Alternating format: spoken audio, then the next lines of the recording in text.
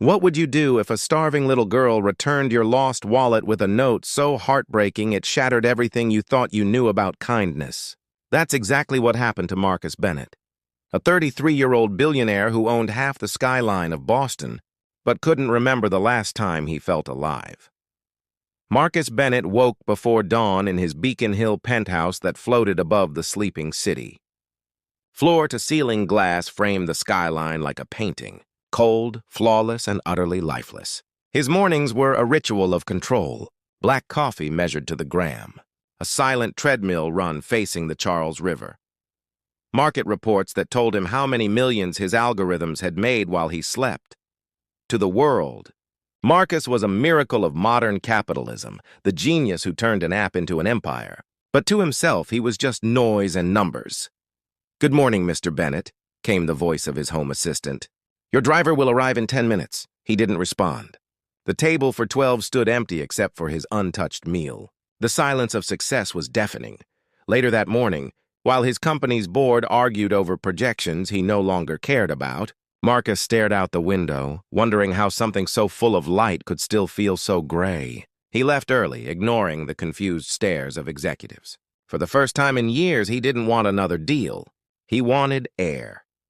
He walked without purpose through Boston's narrow streets, his tailored suit out of place among the smell of roasted chestnuts and old brick.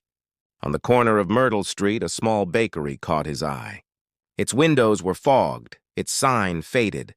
Hall's Bread and Coffee. Since 1954. Inside, the air was warm and real.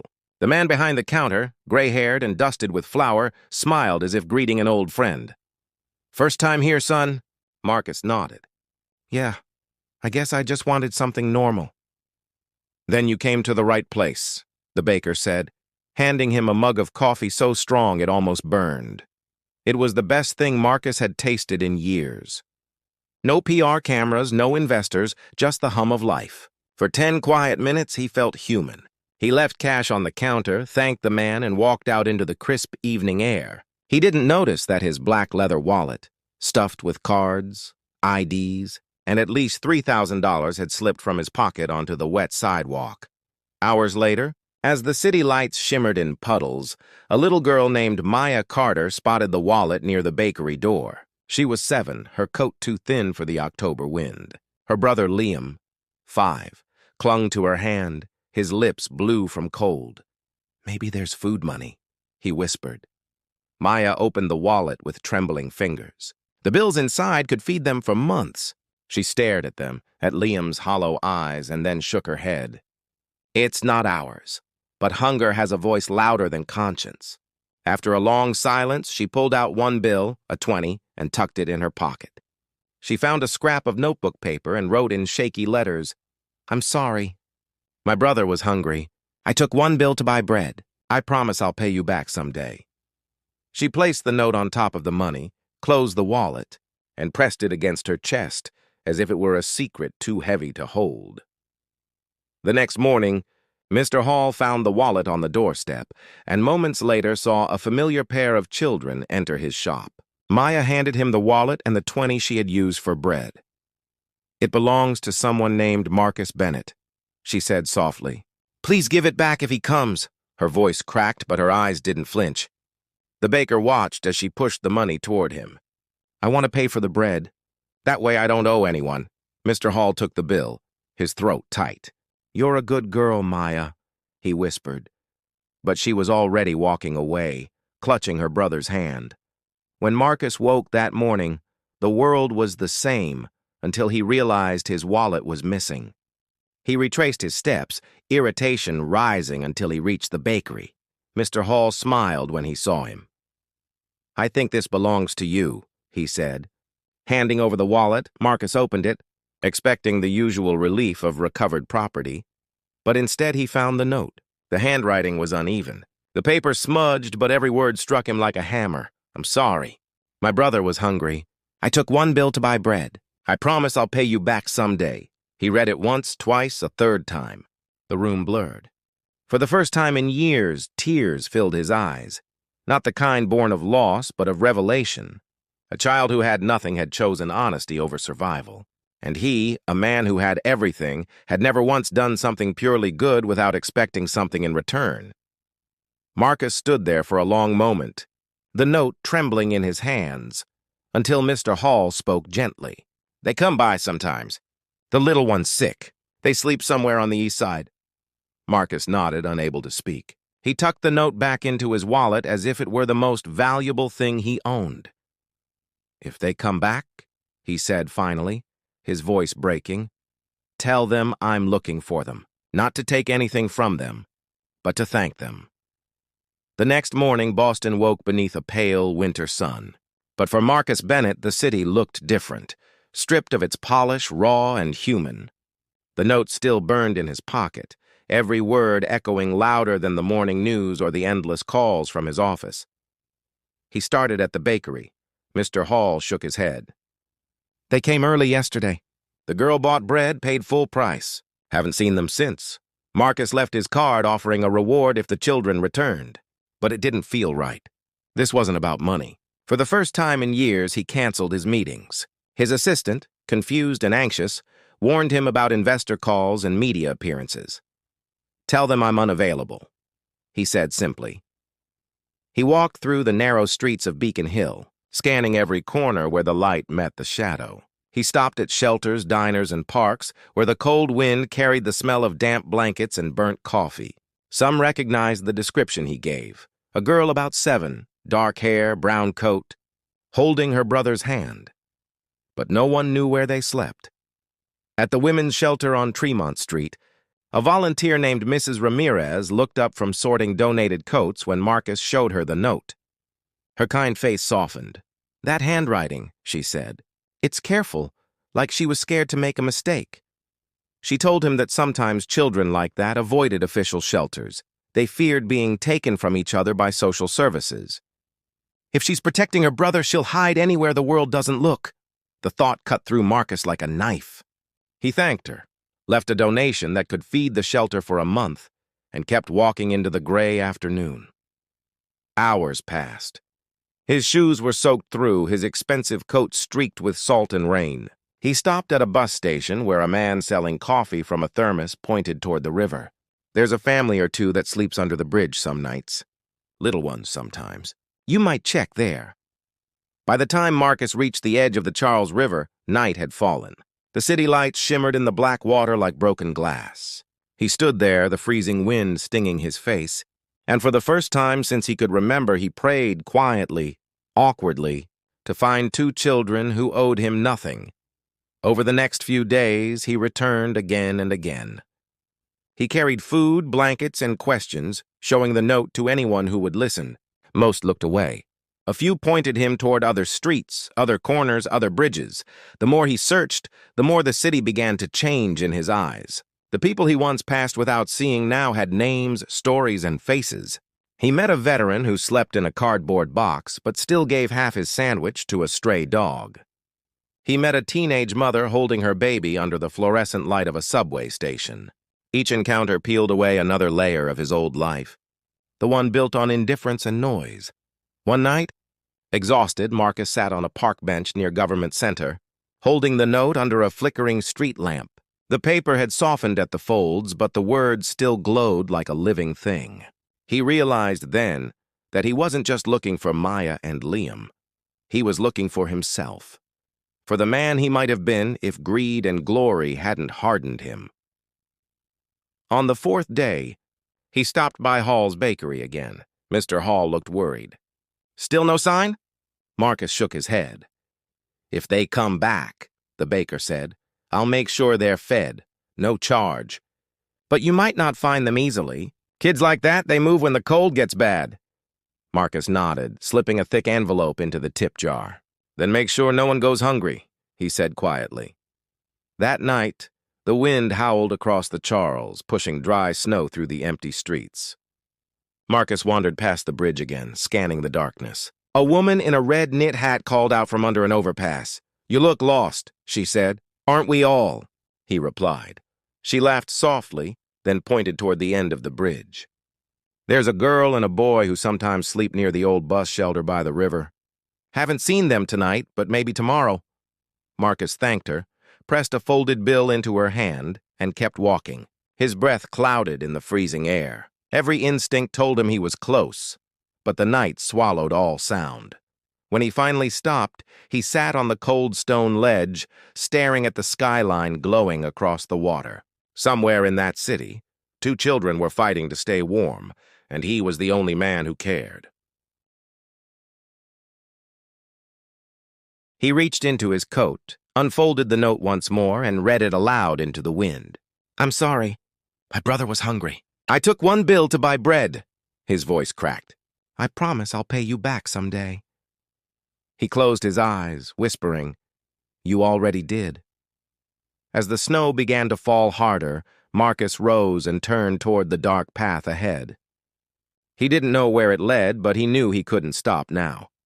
The storm rolled in without warning that night, sweeping across Boston like a punishment the city hadn't earned. The wind screamed under Longfellow Bridge, scattering scraps of paper and leaves across the frozen ground. Marcus Bennett's coat clung to his shoulders, soaked through as he walked along the edge of the river with a flashlight trembling in his hand.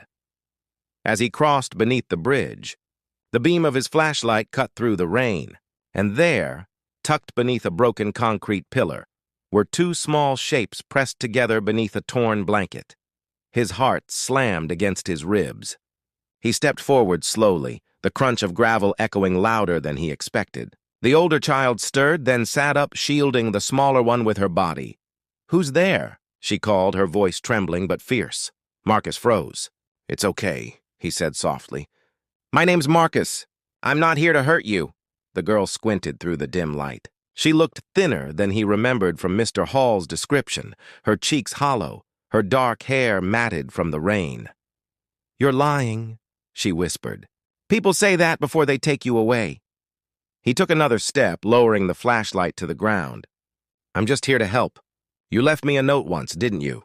Her eyes widened. The boy beside her coughed violently, and the sound tore through the silence. Marcus knelt a few feet away, careful not to frighten them. "That's your brother, right? Liam?" Maya nodded slowly, one arm wrapped around the boy. "He's sick. Don't call anyone, please. They'll take us apart." Marcus shook his head. "No one's taking you anywhere, but he needs a doctor." Rain pelted the pavement around them. Marcus unbuttoned his coat and draped it over the 2 children. Liam's skin burned hot beneath his small, trembling hand. "I have a car just up the hill," Marcus said. "Let me take you somewhere safe. You can rest, both of you." Maya's chin lifted stubbornly. "If you're lying, I'll run." He met her gaze. "Then I'll run with you," he said quietly. The words hung there, fragile and real. Something in her expression shifted, fear giving way to the faintest thread of trust. She nodded once. Marcus scooped Liam into his arms. The boy's head lolled against his shoulder, fever radiating through the thin blanket. Maya followed close behind, clutching the edge of his coat as if afraid the moment she let go, he would disappear. Inside the car, Marcus turned the heat to full blast. "Hold on, buddy," he whispered as he drove, weaving through the nearly empty streets. He called Dr. Patel, a friend who owed him a favor. "I need a pediatrician tonight," he said urgently. "No questions, just help." At the small private clinic, nurses rushed to take Liam inside. Maya refused to let go of her brother's hand until Marcus promised he'd stay beside them both. They watched from the hallway as doctors worked quickly. Oxygen mask, fluids, fever reducer. The minutes dragged like hours. When Dr. Patel finally stepped out, his face softened. "He's stable. Severe pneumonia, but you brought him in just in time." He glanced at Marcus, then at Maya, sitting motionless on the waiting bench. "She's been taking care of him, hasn't she?" Marcus nodded. "Looks like it," the doctor sighed. "Most kids in her situation don't last long out there. You might have saved 2 lives tonight." Marcus looked at the sleeping boy through the glass and whispered, "No, they saved mine." Later, as the storm calmed outside, the clinic's hum of machines filled the silence. Maya sat beside her brother's bed, clutching his hand. Marcus brought her a cup of hot chocolate from the vending machine. She took it politely but didn't drink right away. "Why are you helping us?" she asked. He sat down beside her. "Because you helped me first," she frowned, not understanding. Marcus pulled the note from his wallet, unfolded it carefully. You wrote this. I read it and it changed everything. Maya's eyes dropped to the paper. I didn't think you'd ever see it, she said quietly. I did, Marcus replied. And I'll never forget it. For a long moment, the two sat in silence, broken only by the rhythmic beep of Liam's heart monitor. Then Maya whispered, You won't tell anyone where we are, right? No, Marcus said. You're safe. You can stay here tonight. By morning, the snow outside had stopped. Pale light spilled through the blinds, softening the sterile edges of the room. Liam slept soundly for the first time in days. Maya had dozed off in a chair beside him, her small hands curled beneath her chin. Marcus stood by the window, watching the city wake. When Dr. Patel came in with discharge papers, Marcus gestured for silence. Let them rest, he said. They'll stay with me for a while. The doctor raised an eyebrow. You're serious? Marcus nodded. I have more room than I'll ever need, and they don't have anyone else. That evening, after Liam was released, Marcus drove them to his penthouse. The elevator doors opened to a space that looked more like a museum than a home. Glass, chrome, silence. Maya stepped inside cautiously, her shoes squeaking on the polished floor. You can stay here until he's better, Marcus said gently. No one will bother you. She stared at the sweeping view of the harbor, her voice barely a whisper. You live here alone? Not anymore, he said. That night he made grilled cheese sandwiches, burned the first batch, laughed at himself, and tried again. Maya smiled for the first time, a small flicker of warmth breaking through the shell of fear. Liam, still weak, ate slowly, his eyes brightening as he looked around the apartment filled with soft light and quiet music. When the children finally fell asleep on the couch beneath a mountain of blankets, Marcus sat in the armchair across from them, unable to look away. The city glowed through the glass behind him, but his gaze stayed on the two small lives he had somehow stumbled upon. For years, Marcus Bennett had measured worth in numbers, profits, properties, stocks. But that night, in the quiet hum of his living room, he learned the simplest truth of all. Sometimes the smallest hearts carry the greatest courage. The weeks that followed felt like a fragile kind of peace. Liam's fever faded. Laughter slowly replaced coughing. And the penthouse that once echoed with silence now carried the sound of crayons scratching across paper and the hum of cartoons on the living room TV. Maya learned how to make pancakes with Marcus, standing on a stool by the counter, her hair tied in a messy braid. Every morning she'd ask the same question. Are we going to stay here forever? And every morning Marcus would smile and answer, for as long as you need, he meant it. But forever, as he would soon learn, rarely lasts as long as it should. It began with a phone call from a private investigator Marcus had quietly hired weeks earlier. I think I found something, the man said. Or rather, someone. Marcus felt the world tilt. The investigator told him about a man named Daniel Carter, Maya and Liam's father, recently released from a correctional facility in Worcester County. The file said Daniel had served time for breaking into a pharmacy. His wife had died before the trial. He'd lost custody of both children and had been searching for them since the day he walked free. Marcus didn't know what to feel. Part of him was relieved. At least the children weren't truly alone. But another part clenched with fear. The thought of losing them felt unbearable. He sat for hours in the dark, the city glittering below, the sound of the children's laughter from the next room tightening his chest. When Maya crept in to say goodnight, her small hand touched his arm, and he knew he couldn't keep the truth from her forever.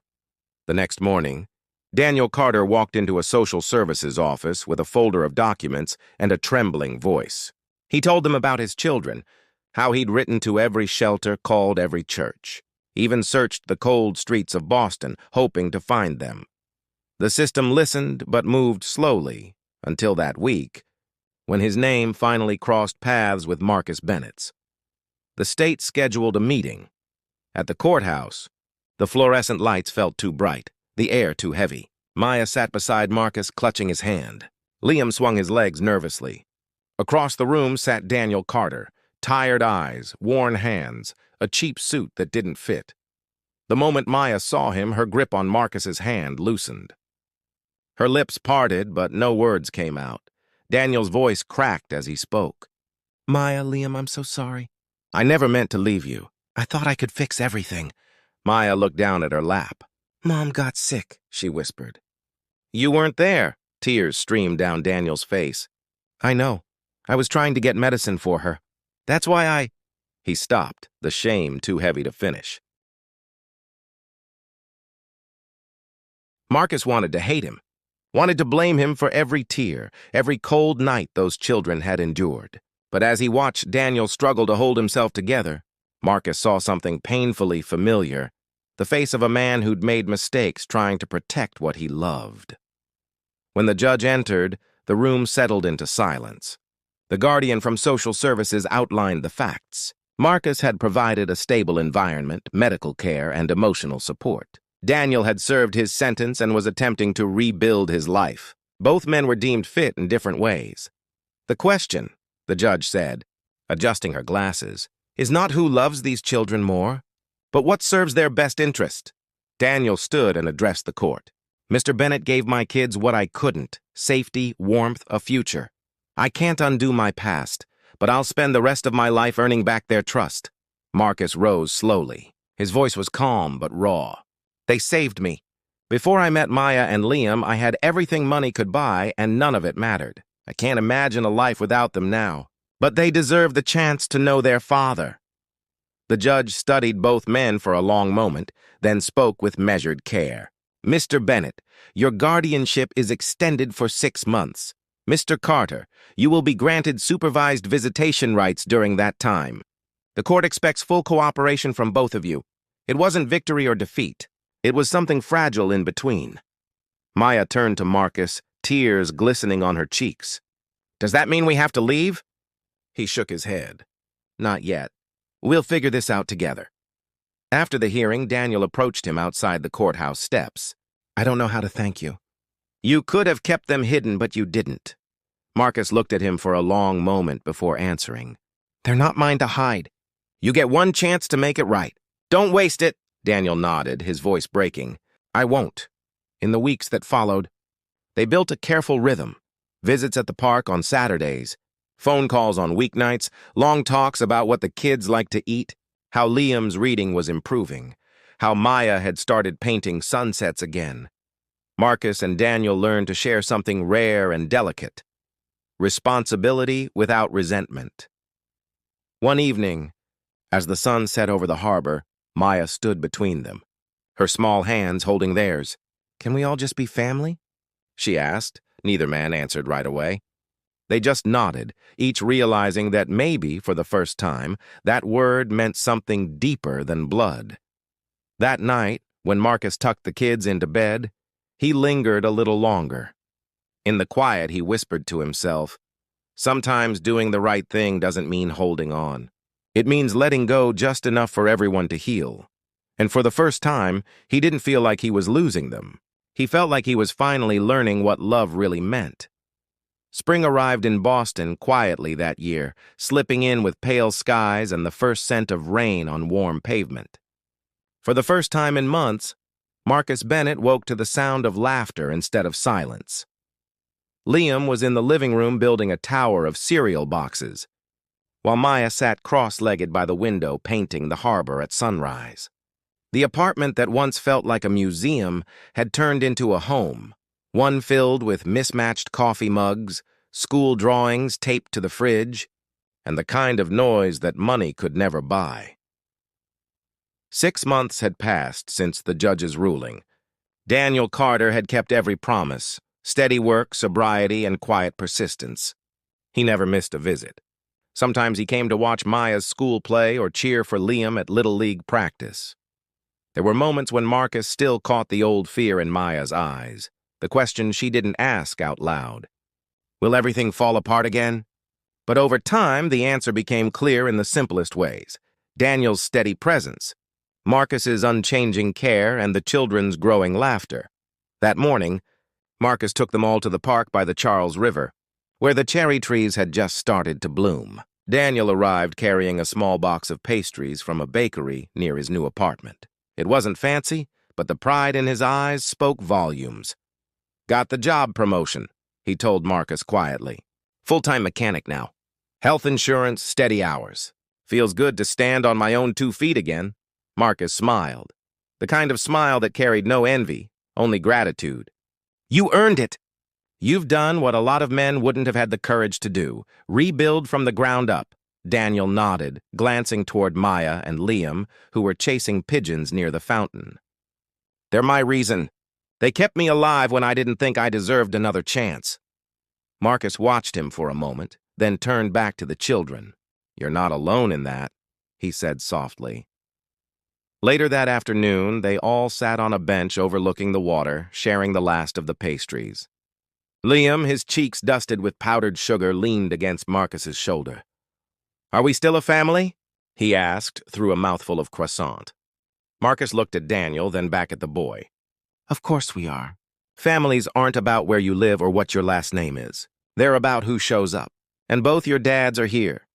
The word dads hung in the air for a moment, but neither man corrected him. Daniel's eyes glistened, and Marcus's chest ached in a way that felt both painful and healing. As the sun began to dip, Marcus pulled out the old note, the one Maya had written months before in trembling handwriting. "I'm sorry. My brother was hungry. I took 1 bill to buy bread. I promise I'll pay you back." He handed it to her. "Do you remember this?" Maya smiled shyly. "I thought you'd thrown it away." "Never," he said. "It reminded me what honesty looks like when the world's forgotten it. But you don't owe me anything anymore, Maya. You already paid me back more than you'll ever know." She looked down at the paper, tracing the faded creases. "Can I keep it?" Marcus nodded. "It's yours." It always was. That evening, Daniel drove the kids home to his small apartment for their weekend stay. The building wasn't much, an old brick, walk-up with peeling paint. But through the open window came the smell of something cooking and the sound of a neighbor's radio playing Sinatra. The children ran ahead, already at ease in the new rhythm of their lives. Before leaving, Marcus stood with Daniel in the doorway. "You did it," he said quietly. "They're happy. That's all I ever wanted." Daniel looked at him, gratitude shining in his eyes. "You could have made this a fight. But instead, you made it a family. I'll never forget that." Marcus shook his head. "Just keep showing up, Daniel. That's all they need." On the drive back to his penthouse, the city lights shimmered against the windshield, but the view no longer carried the same emptiness. He thought of the children's laughter, the way Maya had started humming while she painted, the sound of Liam's small voice asking if they were still a family. The loneliness that once defined him had been replaced with something far more enduring: connection. Weeks later, a letter arrived from the courthouse. The guardianship review had concluded. The judge commended both men for their cooperation and noted that the children were thriving in a shared structure of care and affection. Marcus read the letter twice, then set it down beside the note that had started it all. He smiled, realizing how far they had come, from a lost wallet on a wet street to a bond stronger than circumstance. That Sunday, the 4 of them gathered again at the park. Daniel brought a kite he'd bought for Liam. Marcus brought sandwiches. The wind was gentle, the sky endless. As the kite rose higher, Maya ran ahead, laughing, her braid catching the light. Daniel and Marcus stood side by side, watching the string stretch into the blue. "You ever think about how one small act can change everything?" Marcus asked quietly. Daniel chuckled. "Every day." They stood there for a long moment. 2 men bound not by blood, but by a shared promise to give these children a future better than their past. When the sun began to fade, Maya and Liam came running back, breathless and glowing. "We made it touch the clouds," Liam shouted. Marcus knelt down and smiled.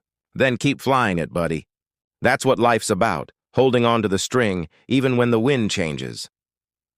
As the city lights flickered to life across the water, Marcus realized something profound. The fortune he once thought defined him had never truly mattered. What did matter was this: a family born from chance, a second chance born from compassion, and a promise that tomorrow, no matter what came, they would face it together. In the end, what began as a simple story about a lost wallet became a journey that transformed 3 lives forever. Marcus Bennett, once a man defined by his fortune and his loneliness, found meaning in the most unexpected way through the trembling handwriting of a little girl who had nothing but honesty and hope. That note: "I took 1 bill to buy bread for my brother. I promise I'll pay you back," didn't just reveal Maya's character. It exposed the emptiness in Marcus's own life. For the first time, the billionaire who owned half of Boston realized he was the one truly poor, poor in love, poor in connection, poor in purpose. His search for the children wasn't just about returning a wallet. It was about finding what money could never buy: humanity. Every cold street he walked, every stranger he spoke to, stripped away another layer of pride until all that was left was a man desperate to do something good. And when he finally found Maya and Liam huddled beneath that bridge, he didn't just rescue 2 children from the cold. He rescued himself from the emptiness he had been living in for years. Bringing them into his home was supposed to be temporary, but love has a way of rewriting every plan. The sound of laughter in his penthouse, the warmth of small hands holding his, and the gentle trust in Maya's eyes began to heal wounds Marcus didn't know he had. For the first time, his mornings weren't driven by meetings or money, but by pancakes, drawings, and bedtime stories. He discovered that real wealth wasn't measured in stocks or numbers. It was measured in moments that filled the soul.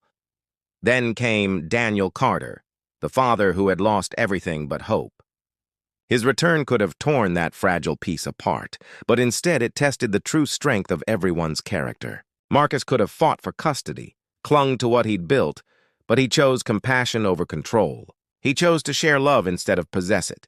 And in that act of humility, 2 men who came from opposite worlds found common ground: the shared desire to give 2 children the future they deserved.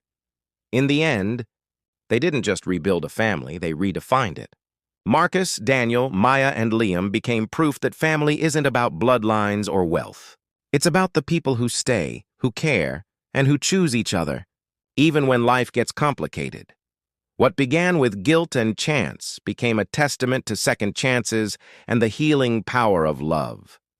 The message of their story is simple but powerful. No act of kindness is ever too small to change a life. That note, written by a hungry child, set off a chain of grace that touched every person it reached. In our modern world, where people often look away from suffering, this story reminds us that empathy still matters, that generosity still saves, and that redemption can begin with one honest choice. If you take anything from this story, let it be this: kindness is not weakness, compassion is not naive, and helping one person may just be the thing that helps you find yourself.